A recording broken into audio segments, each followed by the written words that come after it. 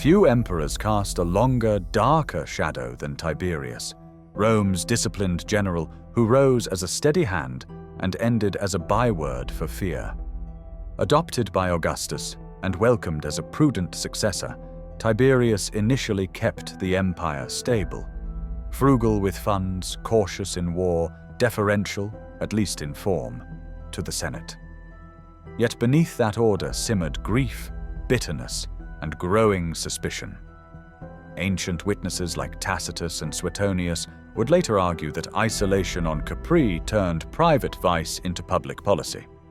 This episode examines that transformation, asking how unchecked power corrodes a state and a soul. If you're into dark history tales, hit subscribe. Tiberius began with steadiness.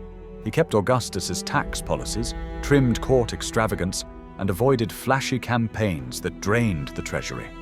He observed senatorial forms, even if everyone knew where real power sat, and projected a cool, competent restraint that calmed a war-weary empire. Behind the facade lay old wounds, a forced divorce from Vipsania, a loveless political marriage to Julia, and the earlier death of his brother. These setbacks did not topple him, but they left cracks, habits of reserve hardening into isolation, and a wary nature sliding toward suspicion. In AD 23, his son Drusus died, possibly by poison. Grief turned inward. The emperor who once toured frontiers and presided in person grew elusive. Courtiers sensed the change.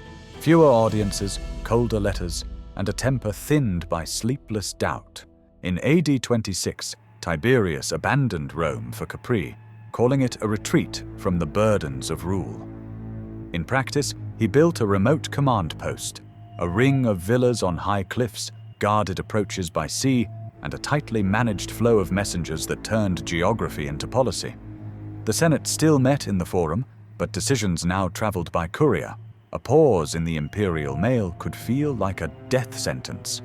Capri reorganized power around secrecy. Access became the currency. Who reached the emperor, who carried his sealed notes, who could read his mood through a nod or silence.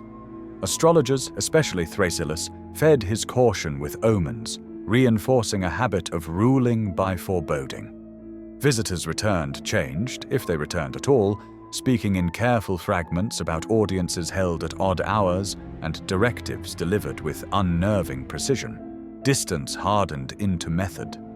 By separating himself from public gaze and routine petition, Tiberius found it easier to rule by exception. Individual punishments, targeted confiscations, messages crafted to chill. The island's beauty masked a structural shift. Rome still performed its rituals, but the empire's pulse now beat to the rhythm of an anxious recluse, issuing orders over water. Ancient sources insist that Capri did more than shelter a withdrawn ruler. It enabled a system of exploitation. In cautious, euphemistic language, writers like Suetonius and Tacitus describe a court where pleasure became policy. Staff were tasked to procure and prepare victims, and access to the emperor depended on servicing appetites rather than statecraft. Claims include the targeting of the young and defenseless. Even when details vary or feel sensational, the pattern is grimly consistent. Dehumanization routinized into work lists, timetables, and rewards. What stands out is the machinery. Procurers scoured households and provinces. Gatekeepers decided who advanced. Courtiers learned that complicity was safer than refusal. A term like spintria appears in the sources and material culture, though its precise meaning is debated today. What matters for the narrative is the function it signals, a court vocabulary for organized vice.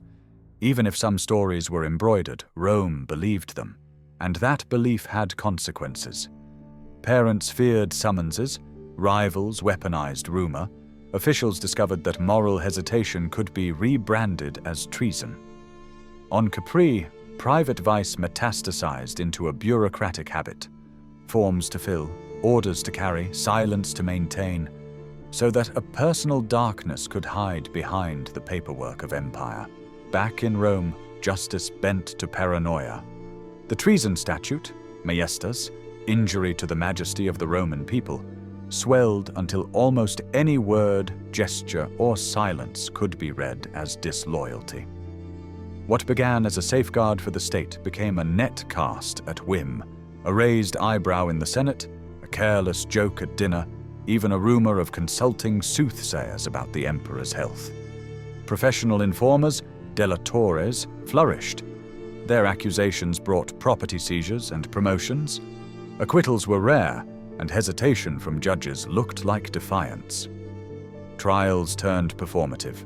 Accusations whispered in corridors, evidence discovered after confiscation, verdicts delivered to reassure a frightened audience that the system still obeyed the palace. Torture supplied confessions tailored to the charge, while families were implicated by association. Mercy, when it came, was often a pause before the inevitable. One more twist of psychological cruelty. The Senate, once Rome's conscience, adapted to survive. Competing in civility, members proposed new honors, harsher penalties, and quicker procedures, hoping loyalty displays would buy safety. They rarely did. In Tiberius's Rome, law ceased to be a shield for citizens. It became a stage prop, useful not for truth, but for terror. Fear seeped into ordinary life. Dinner talk thinned to weather and safe anecdotes. Jokes died on the tongue. Friends weighed every sentence, then every glance, until silence felt like the only prudent speech. Writers abandoned topical history for myth or allegory. Some burned drafts rather than trust a chest or a friend. Schools adjusted too. Sons of elites learned not rhetoric for public service, but the arts of survival. How to flatter without fawning. How to be visible enough to exist, yet invisible enough to avoid notice. Religion bent under the strain. Misfortunes were read as signs of divine anger, while private rights retreated from view. The social fabric, once stitched by debate and duty, frayed into wary private islands. While Tiberius ruled from Capri, the Praetorian prefect Lucius alias Sejanus became the empire's most feared operator. He concentrated the guard in a single fortified camp, brokered marriages, and curated accusations, turning maiestas into an industrial process. Senators courted him, provincial governors watched for his signals. The empire learned a new geography of power, not the Palatine, not the Forum, Sejanus's antechamber. Then the current reversed. Convinced his prefect aimed at the throne, Tiberius struck by letter.